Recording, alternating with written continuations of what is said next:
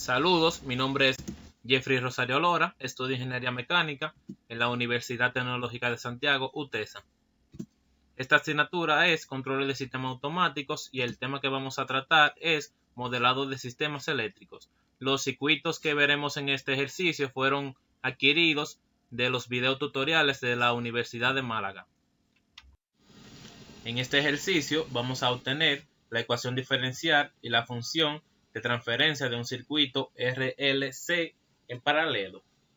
Este circuito va a tener una fuente de corriente dada por I, su índice de I de t, va a tener una resistencia, un capacitor y una inductancia que están en paralelo. Estos tres valores son constantes. Vamos a considerar que pasa una corriente por la resistencia y esta la vamos a denotar como I, su índice de R de t. También va a pasar una corriente por el capacitor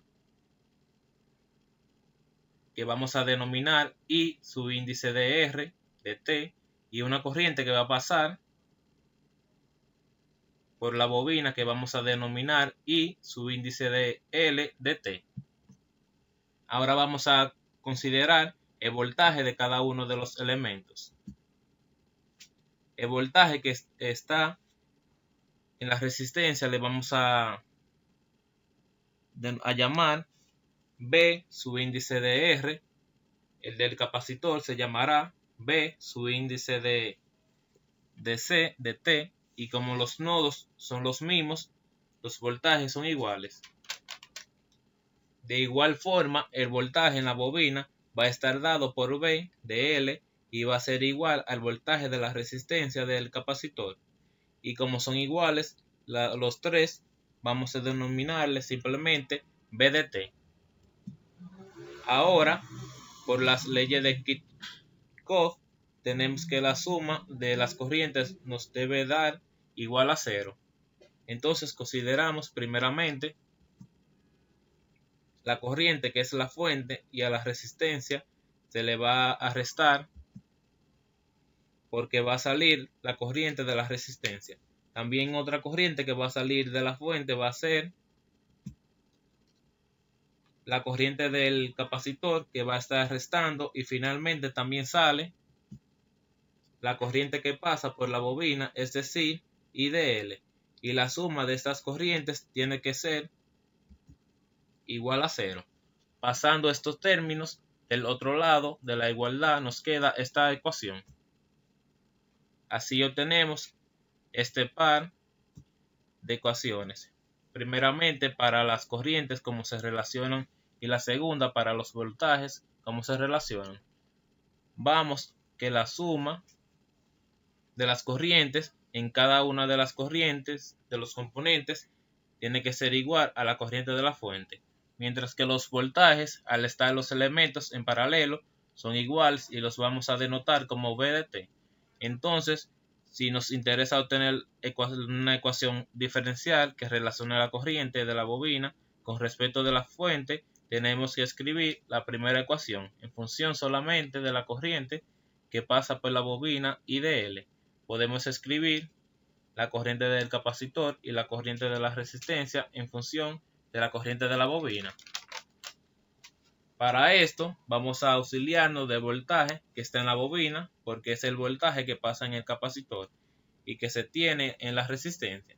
Como lo que nos interesa es la corriente de la bobina, lo que vamos a usar es el voltaje que se tiene en los terminales de la bobina para así relacionar las ecuaciones. Entonces, retomando las ecuaciones, tenemos que la corriente de la fuente es la suma de la corriente en cada uno de los elementos. La corriente en la resistencia es el inverso de R por el voltaje que está en sus terminales. La corriente del capacitor está dada por la corriente C por la derivada del voltaje, y mientras que el voltaje en la bobina es la constante de la bobina por la derivada de la corriente en la bobina. Así podemos reemplazar la corriente de la resistencia en la ecuación. Ahora reemplazamos la corriente del capacitor, y como el voltaje en la resistencia y en el capacitor es el mismo que el voltaje en la bobina, podemos reemplazar el voltaje de la resistencia y tenemos que 1 por L nos queda L, y ahora reemplazamos el voltaje del capacitor. Y en este mismo voltaje tenemos que la derivada de una constante, y sale la constante de esa derivada. La derivada de la derivada es la segunda derivada, en este caso de la corriente.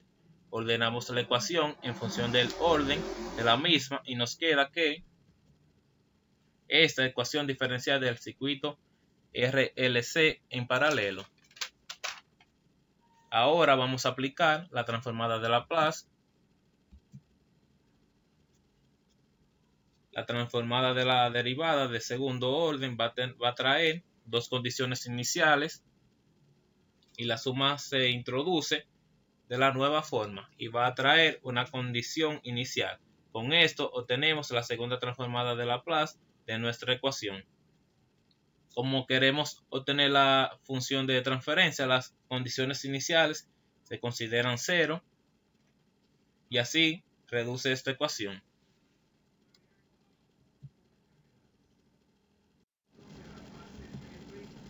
Vemos que tenemos como factor común y su índice de L, entonces factorizamos el primer y el segundo término y el tercer término. De esta ecuación nos interesa obtener la relación de la salida, entonces el término que está multiplicando pasa dividiendo, reacomodamos la ecuación y con eso obtenemos nuestra función de transferencia.